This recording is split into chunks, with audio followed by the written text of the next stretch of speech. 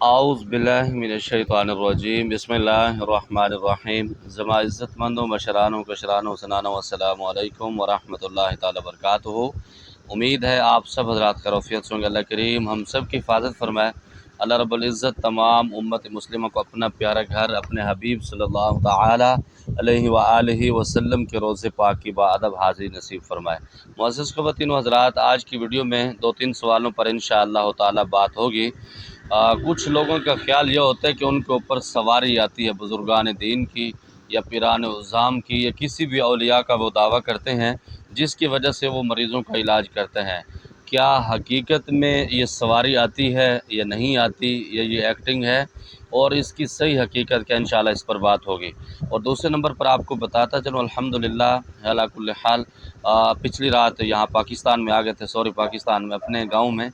तो ये सिर्फ़ 3-4 दिन के लिए वापसी हुई है इंशाअल्लाह ताला फिर KPK की तरफ। इसमें 2 चीज़ें अक्सर लोग मुझसे पूछते हैं कि कारी साहब आप KPK में क्यों होते हैं? KPK में इस वजह से होता हूँ तो माता पख्तून ढेर पसंद है, सही था। और दूसरे नंबर पर मेरी ड्यूटी वहाँ पर लगी हुई, ख़ानदान की तरफ से ज़्यादा दिन मैं वहीं पर गुजारता हूँ। दूसरे नंबर पर ये है कि वहाँ पर अक्सर मरीज़ गरीब होते हैं, तो उस वजह से जब मैं उनका इलाज करता हूँ मुझे ज़हनी तौर पर, दिली तौर पर बहुत ज़्यादा सुकून मिलता है, जिसकी वजह से मैं KPK के अंदर बहुत ज़्यादा जाता हूँ। और ये 4-5 दिन के लिए इस वजह से आया हूँ, कुछ बलूचिस्तान के मरीज़ों को मैंने टाइम दिया हुआ था, उसकी वजह से आना पड़ा, वरना मेरे पास टाइम नहीं था तो नहीं आना चाह रहा था। लेकिन अल्लाह रब्बुल इज़्ज़त इंशाअल्लाह भरम रखेंगे जिन मरीज़ों को मैंने टाइम दिया है। अभी थोड़ी देर पहले मैं वाक़ के लिए अपने खेतों में भी गया हुआ था, लेकिन वहाँ पर वीडियो बनाने में थोड़ा सा मसला होता है और सांस फूल रहा होता है, जैसे कि आप बताते हैं कारी साहब आपका सांस फूल रहा होता है, तो इस वजह से वहाँ पर वीडियो बनाना पसंद नहीं की। बाकी अल्लाह आपकी हिफाजत करे, बहुत सारा शुक्रिया। हज़रत एक सवाल भी है इस पर, हज़रत लोगों पर सवारी आती है मज़ारी वाले बाबा की, मतलब जिन्नात नेक की सवारी जिस्म पर आती है, इससे काम लेना कैसा है? मेरे भाई, इस दौर के अंदर सवारी किसको कहते हैं? सवारी उसको कहते हैं कि जो पीरान उज़्ज़ाम इस दुनिया से पर्दा फरमा गए हैं। सूफिया फरमाते हैं कि वो दुनिया के अंदर चक्कर लगाते रहते हैं। अल्लाह रब्बुल इज़्ज़त का सिस्टम है, क्योंकि जो बंदा भी इससे चला जाता है वो बंदा मरता नहीं, वो कब्र के लिए और कब्र के अंदर ज़िंदा होता है। और औलिया इकराम का जो सिस्टम है वो कुछ और है। अल्लाह रब्बुल इज़्ज़त ने उनके साथ कुछ मामलात ऐसे कहते हैं, कुछ बुज़ुर्गान दीन जैसे कहते हैं कि फ़लाँ पीर साहब की मुझे ख्वाब के अंदर ज़ियारत हुई, जैसे हज़ूर अलैहिस्सलातु वस्सलाम की पाक ज़ात की ज़ियारत हुई, तो ये बिल्कुल हकीकत है, ज़ियारतें हो जाती हैं। ये क्या होता है, सवारी उसको कहते हैं, उनका एक तख़त होता है, कुछ मुरीद उनके होते हैं, उसके साथ वो परवाज़ कर रहे होते हैं। जैसे हज़रत सखी शहबाज कलंदर रहमतुल्लाह अलैह के मुक़द्दस ज़ात ये सवारी करते थे, वो उड़ान भरते थे और बहुत सारे लोगों के मसाइल उससे हल करते थे। वो अल्लाह रब्बुल इज़्ज़त की तरफ से ख़ास तोहफ़ा भी था, और अल्लाह रब्बुल इज़्ज़त की उसके अंदर कोई ख़ास हिकमत भी थी।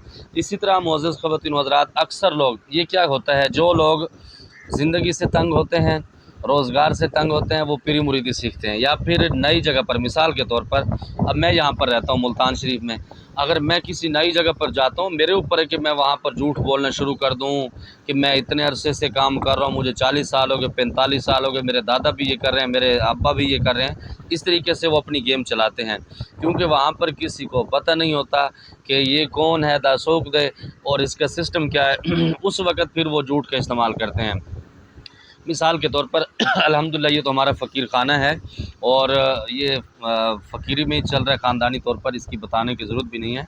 तो अक्सर लोग क्या करते हैं, जब बेरोज़गार होते हैं वो हिजरत करते हैं। जब हिजरत करते हैं नए शहर के अंदर, तो 2-3 लोगों को या 2-3 ख़वातीन को वो पैसे देते हैं अपनी पब्लिसिटी के लिए, कि आपने क्या करना है, आपने जिस घर में जाना है, जिस जगह पर जाना, आपने कहना है जी मेरा फ़लाँ मसला था, फ़लाँ पीर बाबा आए हुए हैं, उनके ऊपर शेख अब्दुल कादिर जिलानी रहमतुल्लाह अलैह के, गौसे आज़म रहमतुल्लाह अलैह की सवारी उन पर होती है। वो उनसे मसाइल का हल पूछते हैं, लोगों का इलाज करते हैं, एकदम पक्का इलाज होता है। सिर्फ़ 1000 रुपये फ़ीस लेते हैं।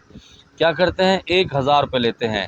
और इसके अंदर भी हकीकत है, सवारी भी होती है, लेकिन होती किन क्या, अब एक बंदा नमाज़ पढ़ने की उसको तमीज़ नहीं है, उसको दुनिया आखिरत का पता नहीं है, वो कहे कि शेख अब्दुल कादिर जिलानी मेरे पास आते हैं तो दा टूल बकवास दे, क्योंकि बुज़ुर्गान दीन भी उनके पास जाते हैं جو لوگ اللہ سے توبہ کر چکے ہوتے ہیں، اللہ کے مقرب اور پسندیدہ بندے ہوتے ہیں۔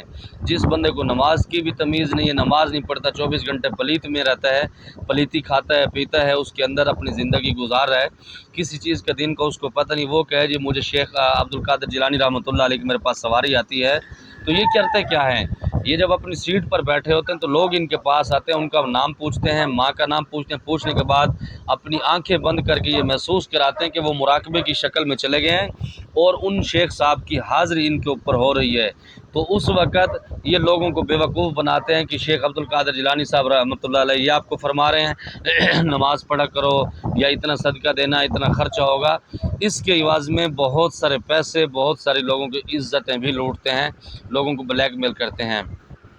یقیناً بزرگوں کو حاضری ہوتی ہے، کس طریقے سے ہوتی ہے؟ جب کوئی بندہ مراقبہ کرتا ہے جو اس طریقے کی مطلب طریقت کے جو منازل طے کر رہا ہوتا ہے، اس کے اندر بہت سارے بزرگوں کی حاضری بھی ہوتی ہے، لیکن وہ کشف کی صورت میں ہوتی ہے یا پھر مراقبے کی صورت میں ہوتا ہے۔ یہ نہیں ہوتا کہ آپ بھرے مجمع کے اندر کہیں کہ فلاں بزرگ کی مجھے حاضری، وہ کہتا ہے کہ یہ بندہ صحیح نہیں بیٹھا ہو، یہ گناہ گار ہے۔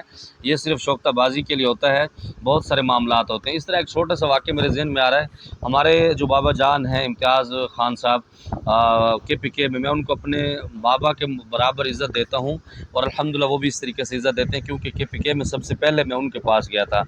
تو مجھے وہ فرماتے ہیں کہ قاری صاحب میں ایک پیر صاحب کے پاس گیا، اپنی جوانی کا بات کر رہے تھے، ابھی تو وہ ماشاءاللہ تقریباً 70 کے قریب ہیں، وہ آرمی سے ریٹائر ہیں۔ تو وہ کہتے ہیں قاری صاحب جب میں اس بندے کے پاس گیا تو اس بندے کے پاس لوگ بہت سارے بیٹھے ہوئے تھے، تو اس نے ایک عورت کو گالیاں نکالی، تمہیں شرم نہیں آتی، پلیت عورت یہ وہ۔ کہتا میں بڑا حیران ہوا کہ یار کسی کو اس نے کچھ نہیں کہا، اس خواتین کو اس نے گالیاں کیوں نکالی؟ کہتا پھر اس کے بعد 15-20 منٹ کے بعد پھر ایک عورت آئی، پھر اس کو اس نے گالی نکالی۔ کہتا میں بڑا حیران تھا کہ کسی کو گالیاں نہیں نکالتا، کوئی خاص خواتین ہوتی ہیں جن کو یہ گالی نکالتا ہے۔ کہتا جب میں باہر نکلا تو نلکا لگا ہوا تھا، پہاڑی علاقہ تھا، وہ نلکے والا سسٹم تھا۔ کہتا جب میں نے دیکھا اس نلکے کے ساتھ 10-12 عورتیں ایک ہی برقعے کے اندر، ایک ہی عبایا کے اندر بیٹھی ہوئی تھی، اس کا یہ پاسورڈ تھا، یہ سیکرٹ تھا۔